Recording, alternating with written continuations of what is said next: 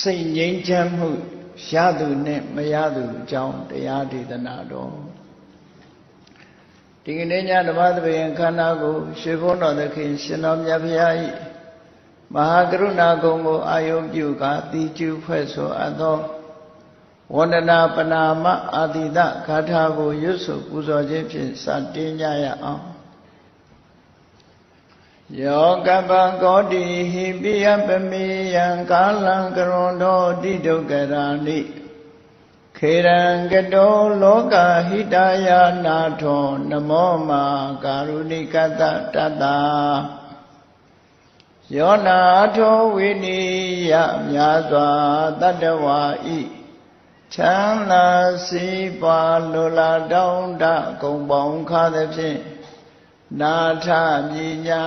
ခြင်းရှင်တော်မြတ်ဖရာသည်ကပ္ပကောတိဟိပိဂရေကဘာအရေးအတွက်သင်္ချာတို့ဖြင့်တော်လဲအဘယ်မေယံရည်တွေ့တိုင်းတာဖော်ပြခြင်းငါမစွမ်းနိုင်ပါသောကာလံလေးအသင်ချေသိမ့်နေကဘာရှိကြသောကာလပတ်လုံးလောကဟိတယတတ္တလောကဤအကျိုးစီးပွားအလုံးငါအတိဒုက္ခရာနိဥ္စာအသက်ချေလက်အင်္ဂါမေတ္တာကြီးမှသမိတာနှင့်တထာဇနီဆွန်ញင်းကြီးဟု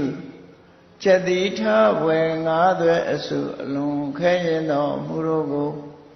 ကရွန်တော်ဘုရားဖြစ်ရန်ဤတန်ကြိုးကုတ်အာထုတ်တော်မူရသည်ဖြစ်ဖြစ်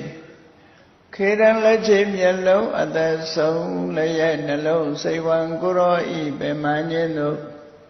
ကတောဘဝတဏ္ဍကျိန်ခံများစွာရောက်တော်မူခဲ့ရရှာလေပြီမဟာကရုဏီကတတ္တဝါများရင်ဝဲသားကဲ့သို့တနာချစ်ခင်မဟာကရုဏာရှင်ဖြစ်တော်မူသော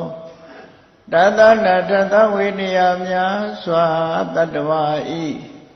ချမ်းသာစီးပွားလိုလားတောင်းတကုံပေါင်းခါသဖြင့်နာထမြညာ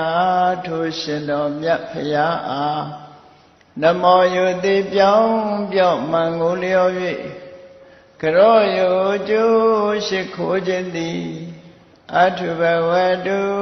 စင်စစ်မသွေဖြစ်ပါစေတည်း